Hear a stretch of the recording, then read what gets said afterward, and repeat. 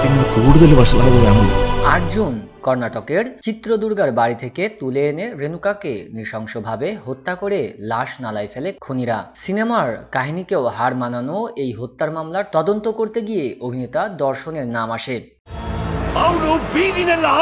অভিনেতা দর্শন কেন ভক্তকে খুন করতে গেলেন, ঘুরে ফিরে এই প্রশ্ন সামনে আসছে। ভারতীয় সংবাদ মাধ্যম এনডিটিভির একটি প্রতিবেদন থেকে জানা যায় 47 বছর বয়সী দর্শনকে 11 জুন ভারতের মাইসুর ফার্ম হাউস থেকে গ্রেপ্তার করা হয়। এরপর অভিনেত্রী পবিত্রা গৌড়াও এই হত্যাকাণ্ডের ঘটনায় জড়িত থাকায় গ্রেপ্তার হন। অভিনেতা অভিনেত্রী সহ এই মামলায় এ পর্যন্ত 17 জনকে গ্রেপ্তার করেছে পুলিশ। ব্রিটিশ সংবাদ মাধ্যম বিবিসি বলছে, খুন হওয়া ভক্তের নাম রেণুকা স্বামী, তার বয়স 33। 8 জুন তিনি কর্ণাটকের চিত্রদুর্গার বাড়ি থেকে কিডন্যাপ হন। পুলিশ সূত্র বলছে যে লোকেশনে দুর্বৃত্তরা রেণুকাকে নৃশংস ও বর্বরভাবে খুন করেছে, ওই একই স্থানের আশেপাশে ছিলেন অভিনেতা দর্শন ও অভিনেত্রী পবিত্রাও। লোকেশন ট্রেক ও সিসিটিভি ফুটেজ চেক করে এই তথ্য পাওয়া মাত্রই গ্রেপ্তার করা হয় অভিনেতা ও অভিনেত্রীকে।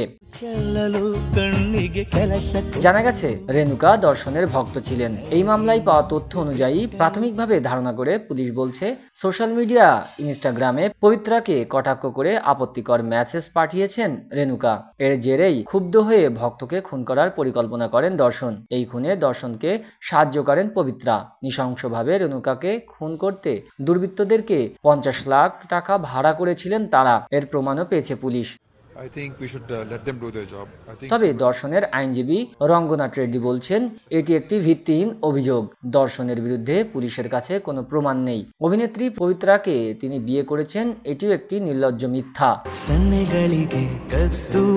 এদিকে শোবিজ পাড়ায় অভিনেত্রী পবিত্রার সঙ্গে প্রেমের সম্পর্কের গুঞ্জন রয়েছে দর্শনের। যদিও 2003 সালে তিনি বিজয় লক্ষ্মীকে বিয়ে করেন, তাদের ঘরে একটি পুত্র সন্তানও রয়েছে। তবে দাম্পত্য কলহ রয়েছে তাদের জীবনে। দর্শনের স্ত্রী বিজয়া 2011 সালে দর্শনের বিরুদ্ধে নির্যাতনের মামলা করেছিলেন। সে সময় প্রায় 1 মাস কারাবাস করেছিলেন। প্রতি সিনেমায় 200 থেকে 250 মিলিয়ন রুপি পারিশ্রমিক নেওয়া এই অভিনেতা। ভক্ত হত্যা মামলায় অভিনেতা দর্শনকে 4 জুলাই পর্যন্ত কারা হেফাজতে রাখার নির্দেশ দিয়েছে আদালত। অভিনেত্রী পবিত্রাও রয়েছে পুলিশ হেফাজতে।